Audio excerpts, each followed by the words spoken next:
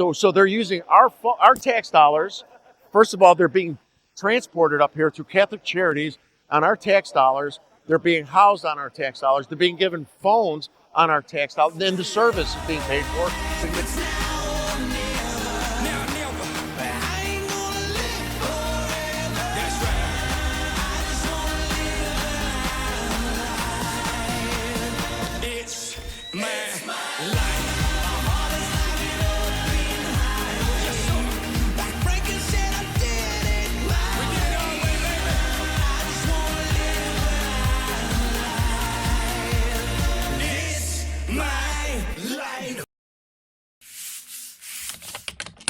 Welcome back, everybody, to another episode of Facts Over Feelings. And we're still here on day 3, Turning Point USA, of our podcast launch.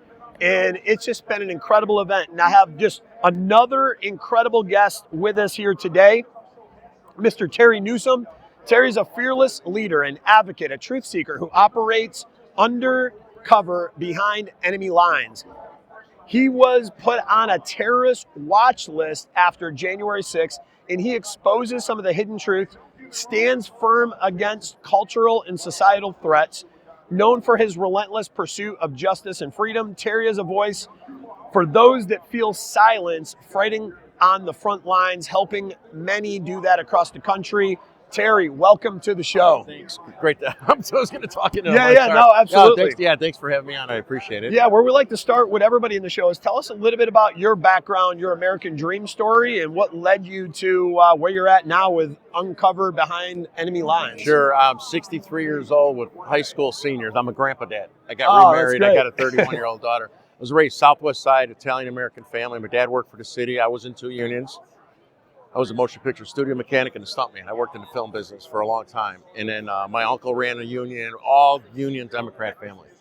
Never been involved in politics until the COVID forced masking of my children when they went into freshman year 4 years ago. I think that created a lot of political activists. Oh my God, it was crazy. And it was my first time I went. And in Illinois, we're behind enemy lines. That's where the name comes from. It was first for parents, stuck behind enemy lines. We had no rights for our kids as parents. And then I saw the nasty pictures of genderqueer, that book. Are you familiar? Oh, absolutely. It's just an atrocity. I blew them up into big posters. Those people should have been arrested. I mean, to me, that's child abuse that we have in our school system going on. So I blew them up into big posters, and parents were scared to hold them. So I have a friend that's a Proud Boy, lives right by my house. I said, would you guys come and hold these posters for me as fathers? Because they're, as dads. I don't want to draw the attention away. Yeah. So they came. They didn't do anything, but one of the leftist mothers was an Antifa. We didn't know that at the time. And she knew who they were, some of the guys' faces and stuff. Yeah. Front pages, sometimes 3 pages. Proud Boys take over school board meeting. I became in national news and in the Sun Times and, racist, homophobic, all this crazy stuff. It's not true. Oh, yeah, I just didn't want porn. I don't want porn in my They got to school. attack and discredit anybody that's after my job, threaten me. What was the intention come on January 6th? I think the media paints surface level, this is how January 6th went down, which is not factual. And I'd be curious your take. Why were you there? What was it actually like there? And then how did that experience kind of unravel? So I shouldn't have been there in the first place. January 5th, I was at University of Chicago Hospital on IV for stage 3 melanoma cancer. Every 3 weeks I had to go. My friend was a cop. He begged me to go. We drove, and so, because he's a big Trump. He just retired. He's my age, just retired as a sheriff. Thank God, he would have lost his job, right? And so we went down there to see Trump speak, and we went down there to protect people from being, even though we're older, we're still, we saw people in November and December get beat up. We're like, that's not supposed to happen, right? So we went for those 2 reasons. He was a SWAT team guy. He's in better shape than me. And so that's why we went there. In our hotel were Illinois Proud Boys, 3%ers. We met those guys there. We were going to walk with them in the morning. No mention. I didn't even know about the Capitol. Nobody said, none of those Proud Boys, and nobody said anything about insurrection. I wouldn't have went. You know what I mean? Not once. I was with a cop. And then we were walking to see Trump speak. And these older ladies said, hey, can we walk with you guys? We're nervous. And that's why we went there, right? That should never happen, right? Oh, we're absolutely. like, yeah, walk with us, They go, thank you, we feel safe. It should never, that shouldn't bullshit, even be a thing right? in America, especially. So then we went to the Capitol. I was exhausted from the cancers. I mean, I was exhausted. I shouldn't, I was exhausted. Well, it's interesting. I was supposed to be there that day myself, and I got so sick. God, for some reason, just didn't want me to be there that day. So we're on the side where Ray Epps went in. I got the video, and like people started gravitating that way. So we kind of went with the crowd, and I got him filming him stuff, and then we just followed. I held my camera, my flag.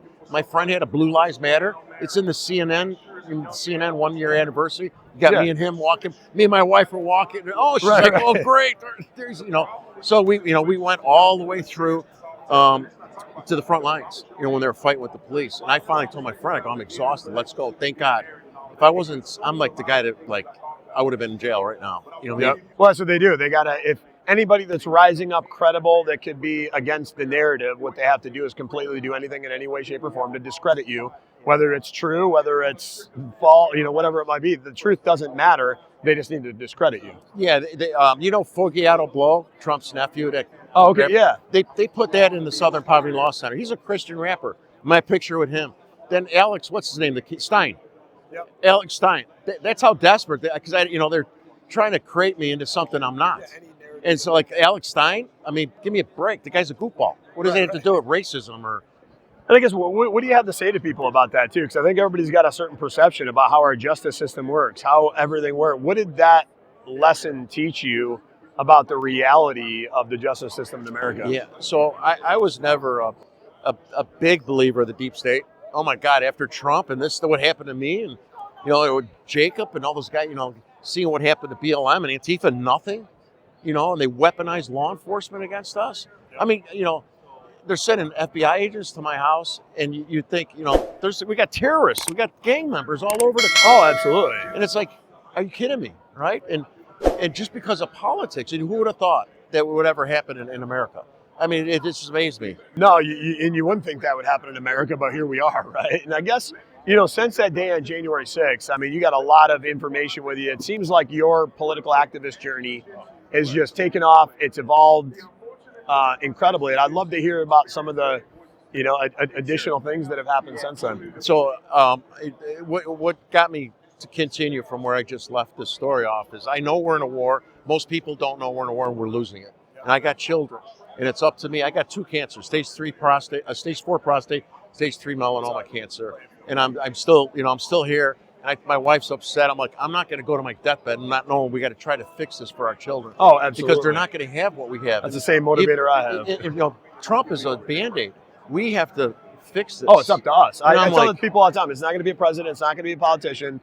The only one that's going to fix this is us and God. Yeah. Yep. So you being a first-hand witness there, you would agree some of the narratives that they're saying out there that Venezuela is taking their prisons and emptying them in our border. Absolutely. Yeah. Absolutely. I got 706 police reports from. And then that's a matter of national security, in my opinion. Like how you think about how less safe America has been since we just left the window open, all the windows, all the doors, just completely unsecured and unprotected.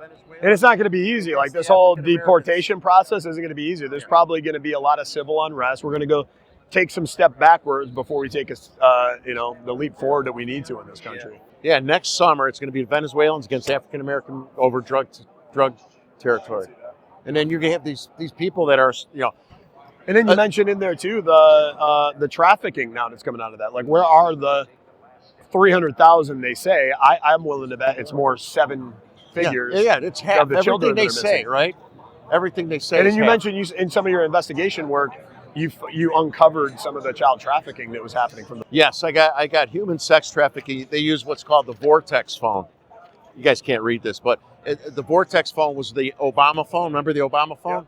Yeah. And so that actually came out when Reagan was around. So they're literally using our social programs that we give out there to commit some of the most heinous crimes that we have in our country. Just Google Vortex phone. They're giving them. So one of the Venezuelans I confronted, the guy was flashing signs, and I got in his face. They're little guys, And he's like, and he pulls out his phone. He tries to translate, and he's holding his hand up, and it wasn't working. So he pulled out another phone. I got a picture of him holding 2 phones. 2 phones, yeah. Right. And then it didn't work. And I said, Americano? He goes, see, and he laughed. I got it all on video. Yep. So they're using our tax dollars. First of all, they're being transported up here through Catholic Charities on our tax dollars. They're being housed on our tax dollars. They're being given phones on our tax dollars. Then the service is being paid for to commit crimes in our communities. And I guess what is your opinion, like after going through this entire journey, our whole point of Facts Over Feelings is being perpetrators of the truth and bringing the truth front and foremost to everybody. What do you think is one of the single best ways that I guess we can combat this narrative, especially with the tides turning here coming up on January 20th? Yeah, so I'm a family from immigrants, right, and legal immigration, right. Just because you don't want criminal gang members or people who came here illegally doesn't mean you're a racist, bigot. You hate immigrants, right? Yep. Just like you don't like porn. It doesn't mean you don't like their playbook. Call everything racist until you control it. It's everything with your call platform. Everything racist, homophobic until you control it. Yeah, we got people that can't even define a woman is going to tell us that we're racist because we don't want criminal gang members here, or we hate gay people because we don't want porn and strap-ons and transvestites in our kids' schools. Oh, for sure. No, I love that. And then some of the final questions we always like to ask in the show before we ask the final question, what does facts over feelings mean to you? Is if you had the presidential authority one time to sign an executive order and ink that document that would basically change the landscape in America in some capacity, and it would be your legacy after you're long and gone, what would be that one thing that you would use that power for? Well, there's so many that's affecting our country, but I think right now the most important thing to me would be, and what I think Trump's going to do, is the Department of Education, which is, you know what I mean? It's like, because we're losing our children. You know, we're losing our children. If we lose our children, I mean, they're trying to distance us from our children. And so we have to save that generation because they don't want people like us. They don't want us. So if there's so many other things that we should do, but it's like we got to save the next generation from these people. And so get rid of the Department of Education. Completely agree with you. And I guess last but not least, what does facts over feelings mean to you? Oh my God. When I speak up and throw facts at the school board meeting and they almost start crying, all the board members or council members, when I tell them that, you know, you don't need BJ books in our kids' school and you get mad. It's a fact. It's a fact. We don't want porn. We don't want transvestites. And we don't want you guys reading in our library. They read for 2-year-old children. Gay books, 2-year-old, just in my library.